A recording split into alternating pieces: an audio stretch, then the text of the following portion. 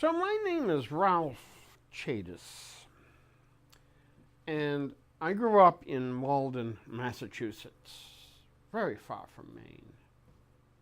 But every month, my father would drive from the house and spend a week in Belfast, Maine. And in the summer, we would go up and spend maybe 2 weeks, maybe more, in Belfast, Maine, staying at Colonial Gables, which was about 30, 40 cottages with everything that you'd want, including maid service. There was a reason for this. You see, for many presidents had promised a chicken in every pot, which was very difficult to do because chickens were not mass produced. Then in the 1930s or 40s, just after the Second World War, a company named DeKalb developed a product line of chicks, DeKalb chicks. And my father's friend, the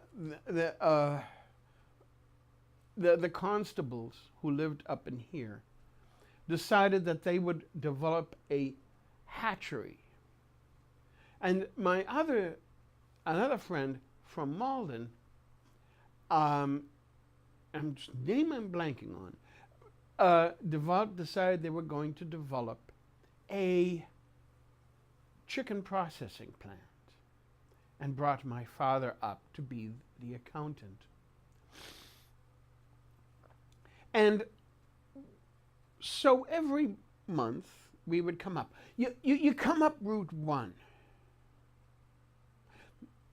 You think of Route 1 as this many-laned highway. Well, when I was a kid, it wasn't. It was these little roads going through the woods, and I, as a kid, would sleep in the back of the car, looking out through the window, listening to the ball game as we drove the hours that it took.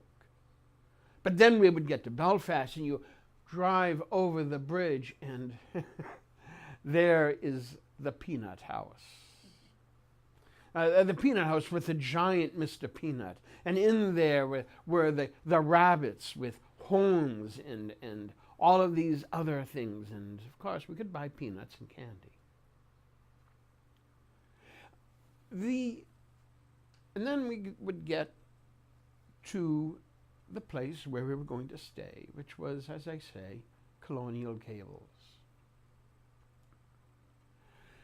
So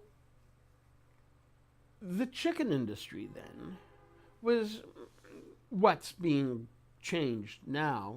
They had these big, huge chicken houses, with the cramped quarters, and what would happen is the constables would raise the chicks. My brother worked there in the summer when he was in high school, and they would get the eggs from DeKalb and lay them out on these hatching machines, and they would get turned, and I think 28 days later they would hatch. They would put silver iodide or something like that in the eyes because there was a problem where they go blind. They still do that. It's one of the better things that happens. And then they would take them, put those on a truck, bring them to the farmer. The farmer would had previously sent back a whole truckload of chickens and has had a few days to clean out the chicken house. And they would then put the new chicks there, and they would grow them until they were broilers, 3 pounds.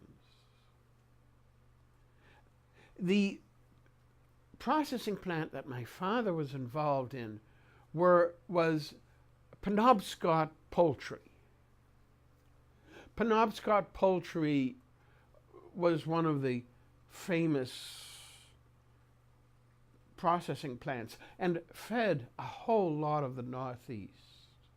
Eventually they went out of business because it was discovered that it's a lot easier to raise chickens in the south where it's warmer than in the north where you have to deal with a Maine winter. But there were other businesses here. There was the sardine plant. When you would, and the ships would come into the Belfast and unload their load, and they would cut off the heads and drop the sardines into a can, put the tops on, put them into an autoclave, drop them down to a big bin where people would come in wheelbarrows, pick them up and put them into the SS Pierce bin, pick some more and pick them up and put them into the Stop and Shop bin, pick up more and put them into another bin. And of course they all charge different prices. But the chicken industry. The chicken, every once a year in July, they held the Chicken Festival. This took over this huge field where they had hundreds and hundreds of charcoal broilers where they cooked broilers. You take a 3-pound chicken, cut it in half, it's a half a chicken, that's a meal. And so those were very fine memories of the Savitzes with the chicken industry. And there was another family that ran another chicken processing plant. I don't remember their name, but we had the Savitzes in Belfast and the Constables who did the chicken raising. And those were good memories. But that is how Belfast was the chicken capital of the Northeast in the 40s, 50s, and 60s of last century.